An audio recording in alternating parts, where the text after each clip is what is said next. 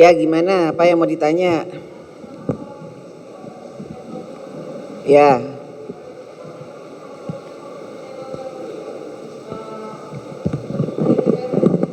Apa nggak kedengeran?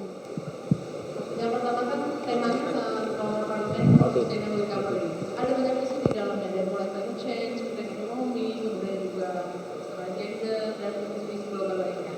Dari DPR RI sendiri, goals yang mau diusulkan di setiap momen-momen itu apa aja sih, Bu?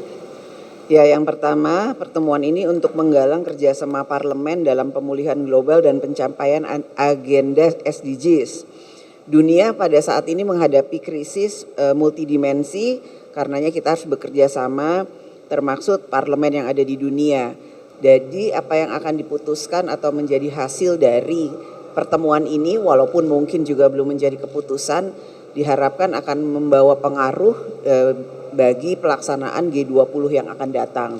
Karena bagaimana kita membangun satu bangsa atau dunia global itu tentu saja tidak bisa hanya eksekutifnya saja yang bekerja, tapi juga harus legislatifnya, parlemennya harus ikut berperan serta. Kemudian bukan hanya pemerintah dan legislatif, tapi juga gotong royong dari semua pihak, apakah itu pemerintah, legislatif, masyarakat, swasta, bahkan seluruh elemen bangsa. Masalah hari ini selalu terlalu pelik untuk kemudian diselesaikan sendirian, dan tidak mungkin hanya satu negara saja yang bisa menyelesaikannya.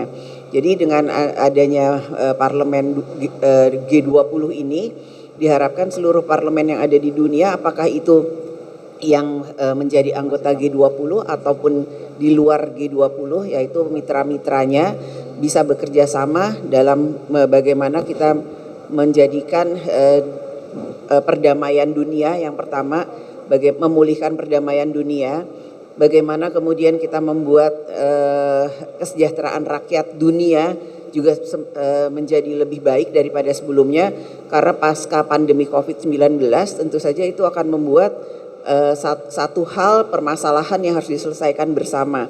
Tidak mungkin kita akan menyelesaikannya sendiri-sendiri, karenanya memang kerja konkret, walaupun itu hanya merupakan kerja konkret yang kecil, akan mendapatkan manfaat bagi seluruh masyarakat di setiap negara, khususnya di dunia.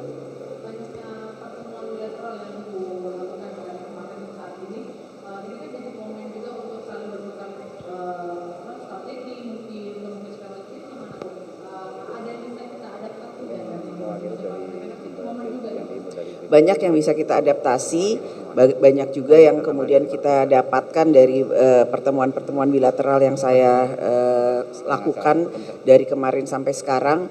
Namun intinya kita mempunyai kesamaan pemikiran, bagaimana kemudian kita menghadapi krisis ekonomi, krisis cuaca, climate change, kemudian perdagangan, ekonomi, sosial. Karena akibat dari krisis ekonomi tentu saja nanti akibatnya akan menjadi krisis sosial. Ini yang harus kita sama-sama jaga.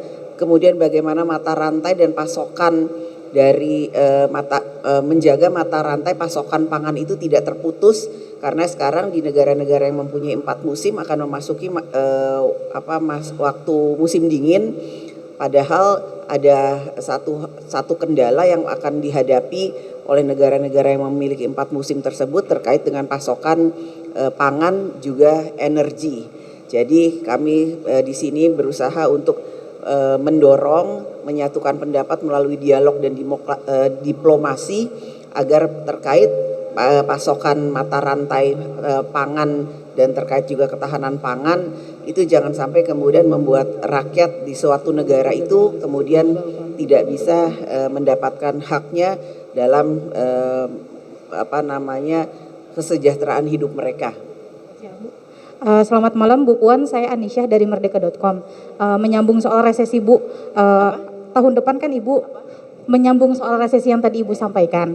Tahun depan kan masih ada ancaman. Terus ada nggak sih Bu kesepakatan antara parlemen untuk mengatasi hal tersebut? Itu yang pertama.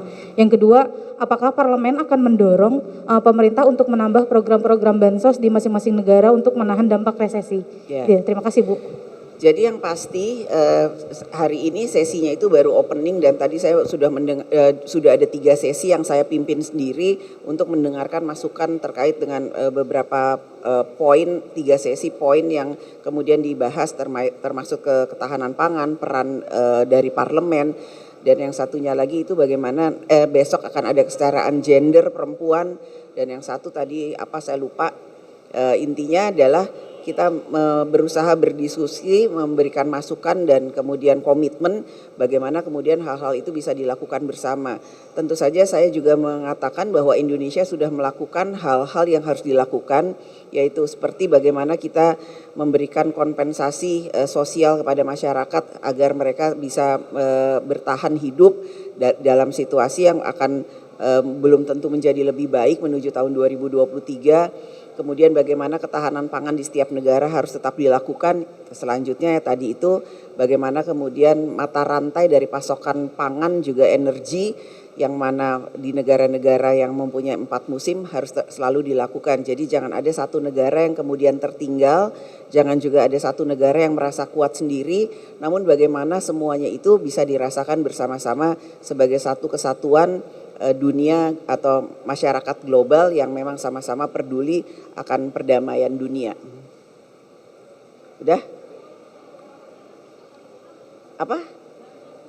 Bansos di negara-negara. Besok mungkin baru pembicaraannya masuk ke sana tadi karena 3 sesi kita belum bicara terkait dengan hal itu. Kalau Indonesia punya komitmen. Ada lagi? Cukup? Ya makasih ya udah nunggu sampai malam. Terima kasih.